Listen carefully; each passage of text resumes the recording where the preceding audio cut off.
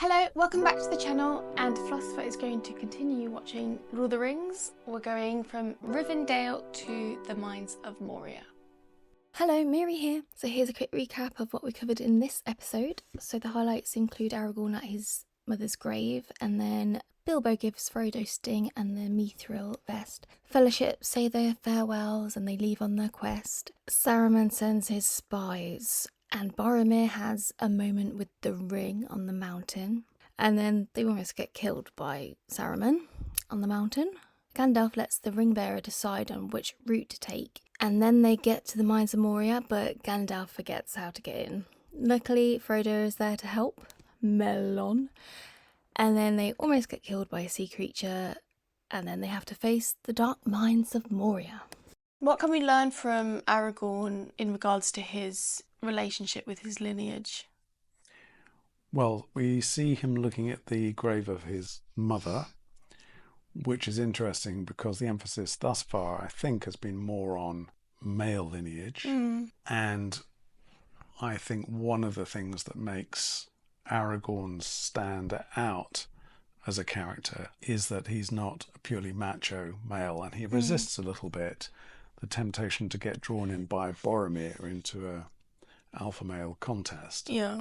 Secondly, it's hard for me to ignore the visual reference to Mother Mary in the statue of the grave, partly because of the veil. Yeah. But partly because, as I said in the previous episode, there are, I think, references to the deposition, and because Viggo Mortensen as an actor has a face that one would associate with Christ-like figures. Yeah. So I think it is hard not to at least find that connected somewhere here. There are several comments that we've had so far about Tolkien resisting the idea that The Lord of the Rings was an allegory in any way, and I can see that. At the same time, I think it is valid to say the film, at least, and I haven't read the books, if not allegorical, is certainly highly allusive. It alludes to lots of myth, religion, and literature, and I think this is a quite striking example of that. So I think all of that is going on. There's another thing I wanted to point out, because the lighting in Rivendell during this phase is again in moonlight, which is used quite a lot for poetic effect, I think, in the films thus far at least.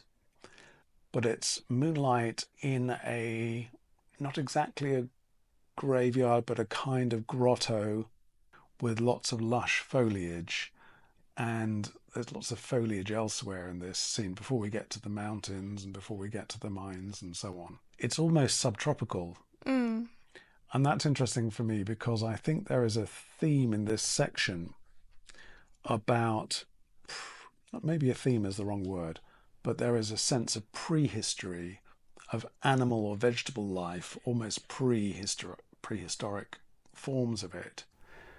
We get a little bit of a sense of that in this tiny moment when Bilbo is possessed by this lupine spirit. And later on, I think, when we enter the mines and this swamp creature, this swamp thing, emerges from that Stygian lake that it finds itself in. So it's as if there is a even older than myth aspect to this story. It's prehistoric, slightly dinosaur-y, slightly subtropical, and I think all that serves to evoke the idea of far more ancient unconscious forces at work here. I was thinking a little bit about Carl Jung during this section we just watched, partly because of the transformation, momentary transformation of Bilbo when he sees the ring and he becomes, in an instant, as I say, transfigured. It made me think about the shadow in Carl Jung. So Carl Jung says that each of us has a self with a capital S, and our task essentially is to realize us as a self, but that self is always going to be dogged by a shadow of some kind. And one of the effects of the ring, it seems to me, is to keep bringing the shadow of the self back into view. Just when we think we have moved beyond it and asserted ourselves as integrated, worked through selves, we can lapse back into this shadow of the self that in a way is more reptilian or prehistoric or older or more ancient and less civilized than these other parts of ourselves. And I think that's something that's at play during this section of the film. Especially when we get to the Mines of Moria, when Saruman is talking about why Gandalf is a bit worried to bring them to the Mines of Moria because the dwarves dug too deep and they awoken something, and we don't really know what it is, but it seems quite old. Exactly. There seems to be an archaic, unregenerate force that can always be reawoken in some way. So it's only ever dormant rather than killed, which is interesting in relation to the ring itself, which we've learned in the previous clip we watched, can only be vanquished by returning it to its origin, because otherwise things just remain dormant. You can destroy, but they continue to have life in some form. And actually, I mentioned Jung, but I also had Freud in mind there. I wrote a whole book about the death drive in Freud, and there's a little bit of that here. Freud arguing more or less that death as such, and this is a very weird thing in Freud, death as such doesn't really exist. We only have a state of zero or minimal activity or inertia. And in fact, the death drive in Freud is the will in human beings, or the drive, the Todestrieb, to go back to a state of complete simplicity. I think what's interesting in this phase of the film so far is that the origin is not a state of simplicity and quiet, but the further back you go, actually, the more scary it gets. Yeah. There is as it were, a pre-enlightened darkness which seems to stand at the origin, or at least compete at the origin, with the force of light in some way.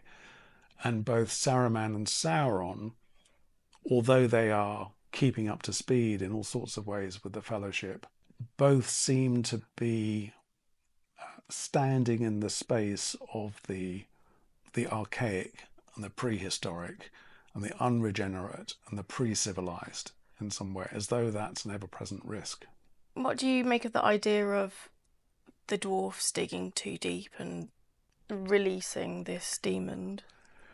Yeah, one of the things that's alluded to, of the many things that are alluded to there, is the idea of Pandora's box or Pandora's jar, and of hubris, that there ought to be a limit on what we can explore unless you have the capacity to hold it. And this is always a question for Frodo thus far, insofar as he is being put forward as a kind of leader of the group, but only to the extent that he can just about tolerate or withstand the aggression and hostility that's going to be confronting him.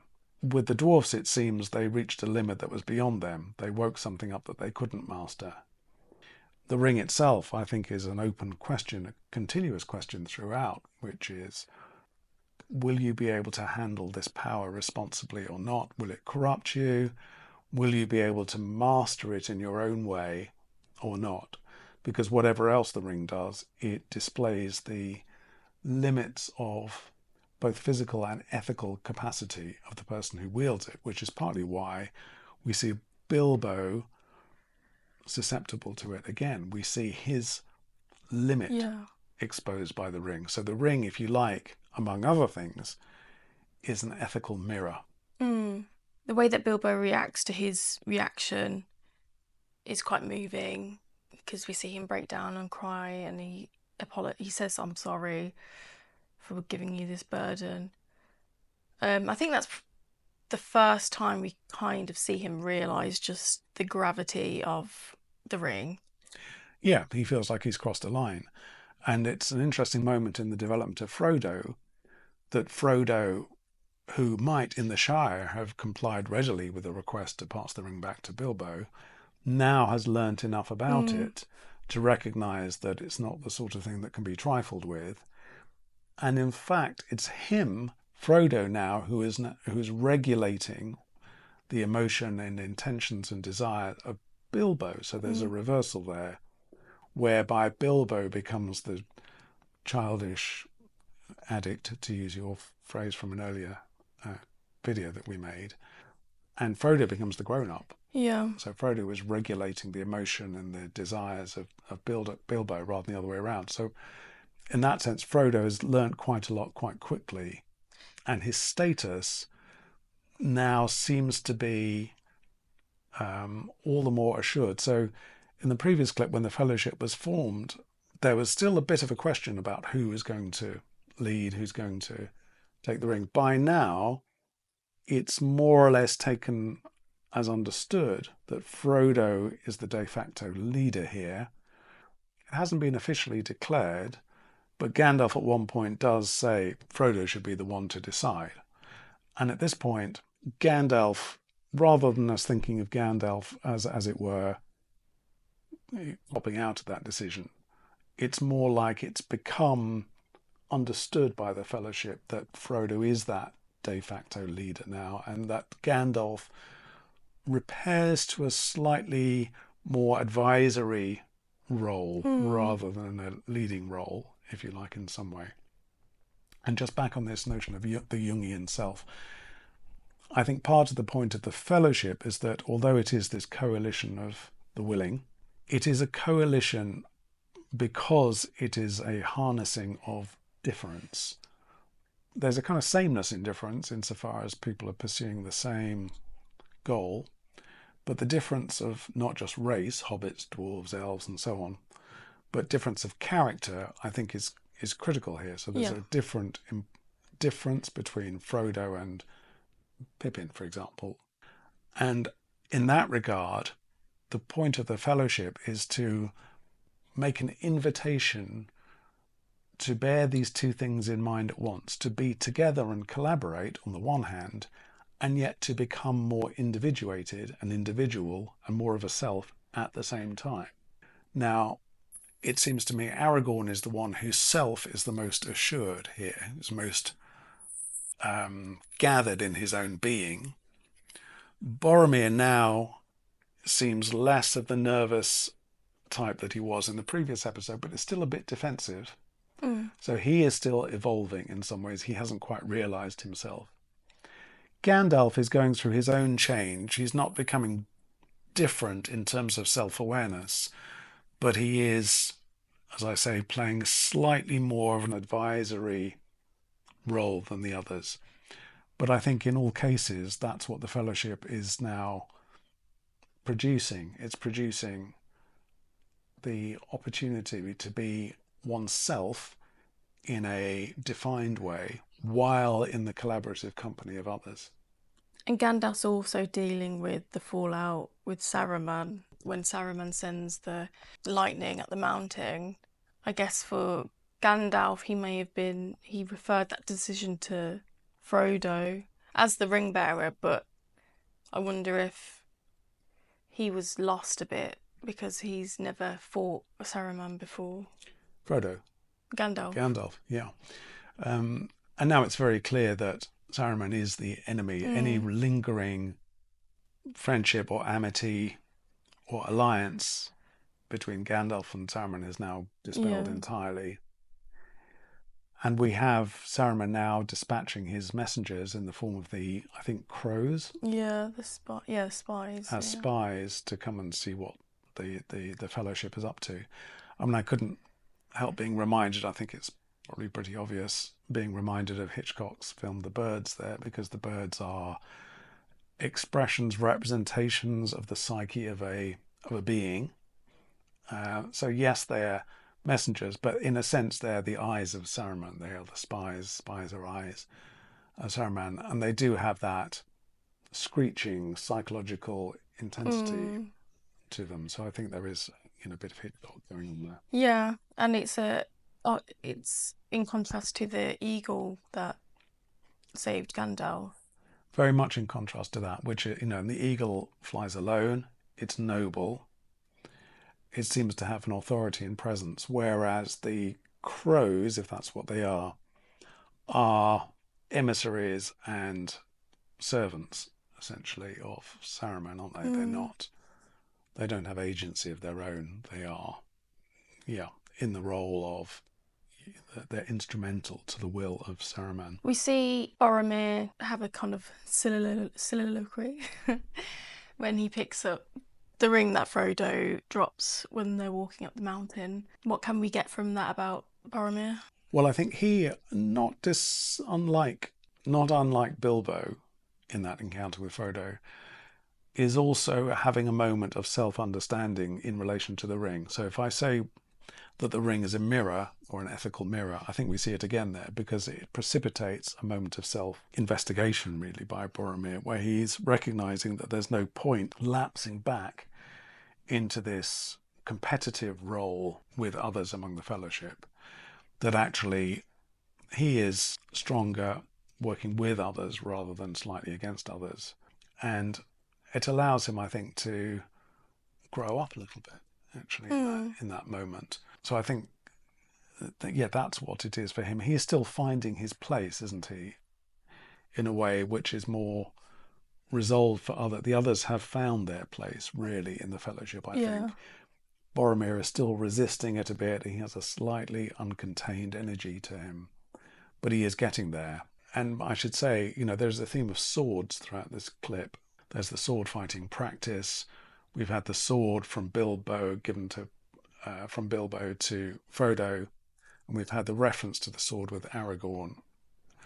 And I think one of the things that the sword does is to remind the Fellowship, or play the role in the Fellowship of reminding them that there is a military code here, and that emotion has to be schooled and trained and diverted into discipline rather than wielded in an unbridled and an emotional way. So the sword's quite an interesting, in its various forms there, it's quite an interesting, represents an invitation or a question for how the men of this group are going to organise themselves and learn how to control weaponry. Just to go back to Boromir, it seemed, even though it might, like you said, it might have been a growing moment for him, everyone around him was very nervous, worried. Aragorn had his hand on his sword. Frodo didn't look happy. It looked like they felt quite uncomfortable seeing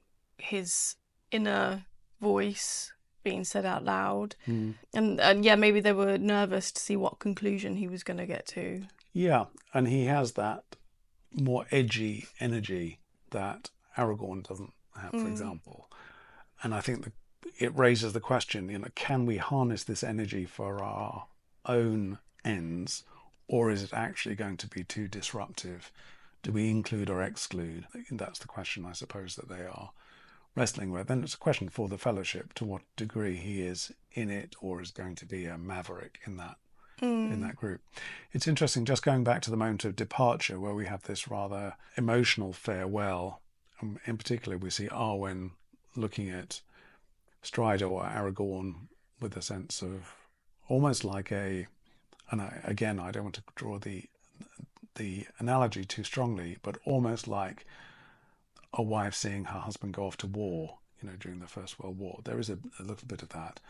But one of the things the valediction does is that it represents to the Fellowship, in the eyes of the people saying goodbye to them, that they are a unified band of brothers, actually.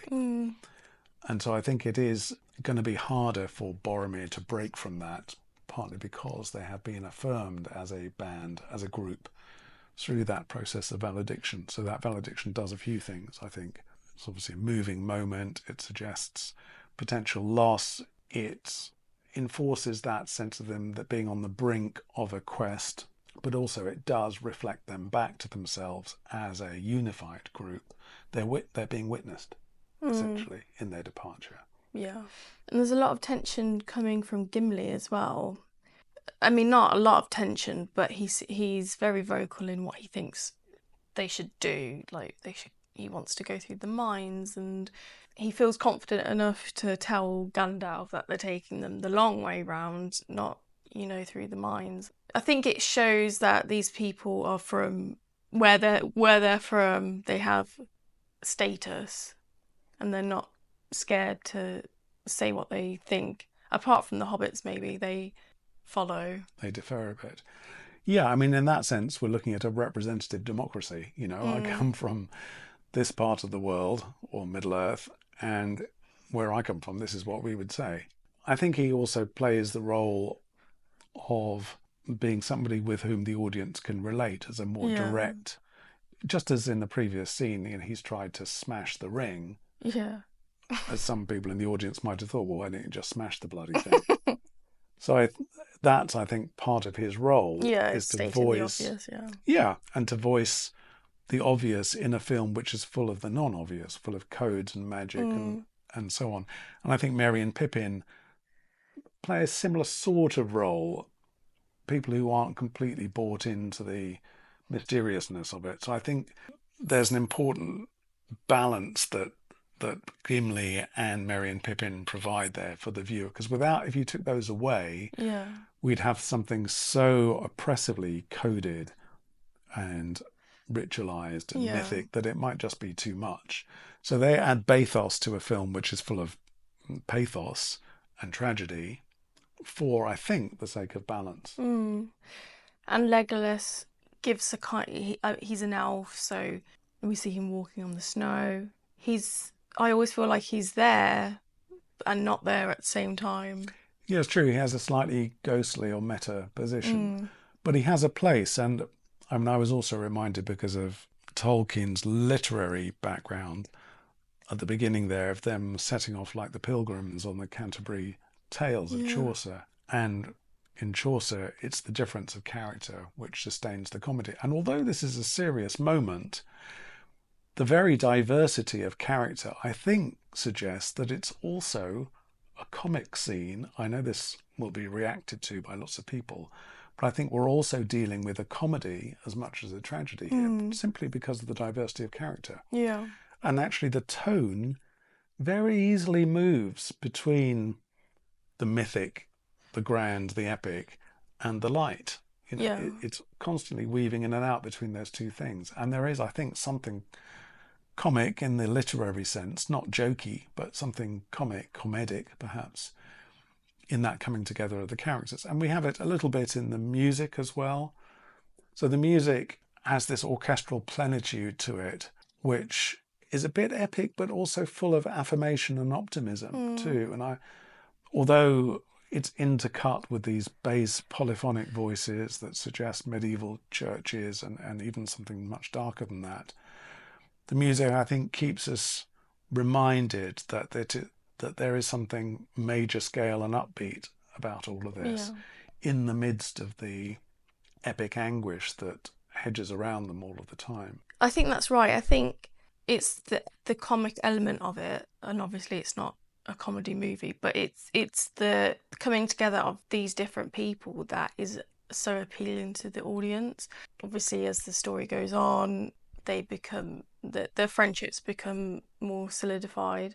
But I think that is probably the backbone of the franchise. I think that really is why it's so popular, because of those elements. It reminded me a tiny bit, and maybe this is a ridiculous parallel to draw, of Star Wars. Yeah, because they're all such different characters. Like Han Solo and Luke Skywalker are completely different people, and I think, but that's why it's so appealing, that you find friendship. Yeah, you find friendship in unlikely people. That's right, friendship among diversity, and it is, again, in the literary sense, comic. Star Wars, I think, is a comedy more than anything. And although this film, from a genre point of view, I think is more complex than Star Wars from a genre point of view, I think it has that in common. Here's a diverse group of people who find a way of rubbing along together and creating a kind of coalition. And it's very affirmative in that sense. Yeah. And at the same time, of course, we're then taken into the mines of Moria, which, as we learn, aren't really so much a mine as a mausoleum, and it's a place of horrific death and destruction and danger and all of these things. And there is another sort of semi-comic moment beforehand where Gandalf is kind of up all night trying to different formulae to open the door and nothing's working. Frodo goes up and goes, "Oh, it's a riddle," and says it straight away. I mean, I don't think it's designed to be comic, but I think there is something rather pointed and amusing, at least, about that. Well, yeah, I mean, what do you think that tells us about Gandalf? Well, I suppose we're invited to think that his powers are beginning to wane, and as they wane, Frodo will step in and take them on. But of course, Frodo is very explicitly not a wizard. He doesn't have those tricks. He's, as a hobbit, I think, fairly ordinary.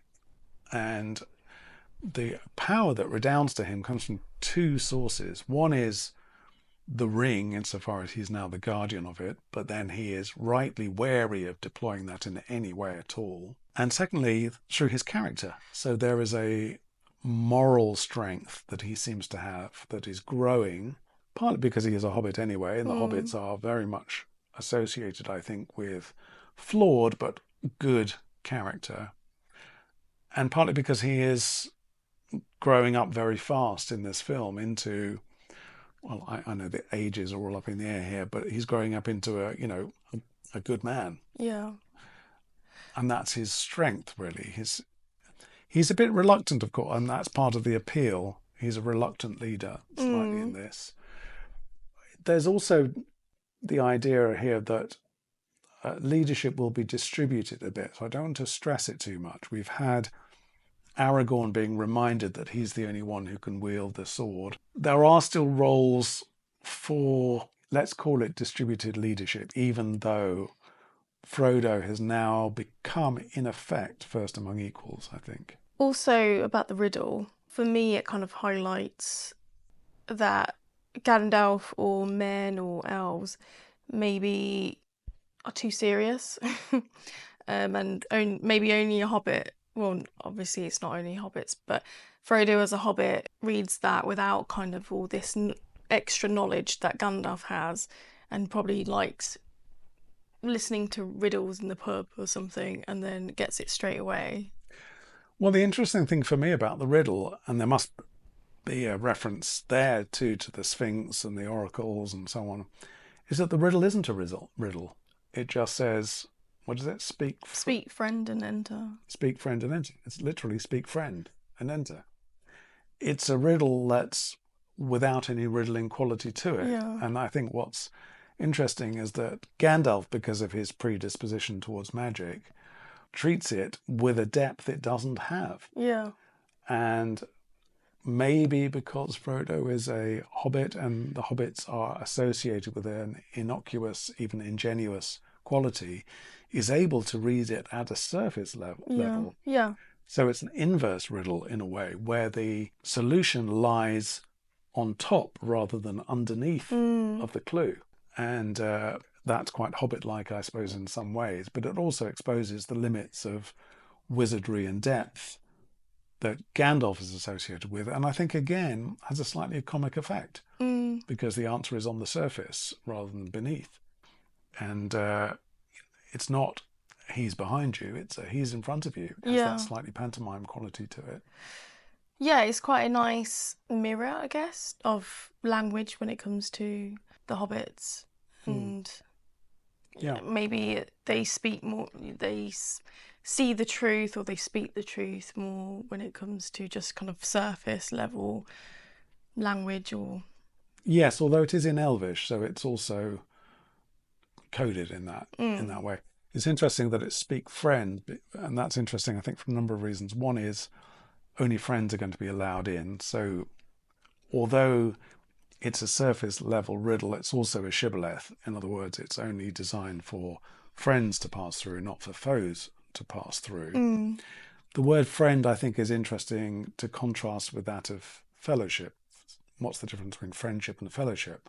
Fellowship thus far has been seen as an expedient coalition that's come together in the face of adversity, Saruman, and behind him, Sauron. There is also now the potential for friendship as well, as you were saying, really, among the fellowship. So who will become friends among the fellowship? We have friendship already between Merry, Pippin and Frodo, so there is already, and Miri, Pippin, Frodo and Sam. Yeah. So there are also friends there within their racial group, if that's more ethnic group, the hobbits. There isn't yet friendship between Boromir and anybody else. He's very much a fellow, only just a fellow in that group. And he has this somewhat hostile energy to him, just in principle. It seems that he begins on the defensive. And there's no friendship between Legolas and Gimli. Because their races are in conflict, yeah. Or at least historically speaking. So it is an expedient coming together, the Fellowship. And yet we're now beginning to get the sense that partly because of the shape of the ring, they're called the Fellowship of the Ring. And it's interesting, the Fellowship of the Ring, not against the ring, for the ring, and by the ring, with the ring, or whatever, the Fellowship of the Ring, which is quite interesting to me because it suggests they're operating under the aegis of the ring, as though the ring can also be a binding power too, partly because it's circular. And yet they are in different places in regard to fellowship and in regard to friendship among each other in that fellowship, I think. Yeah. Thanks for watching. Please remember to like, subscribe, comment and join our members area to get this video 24 hours early. And thanks for all your support.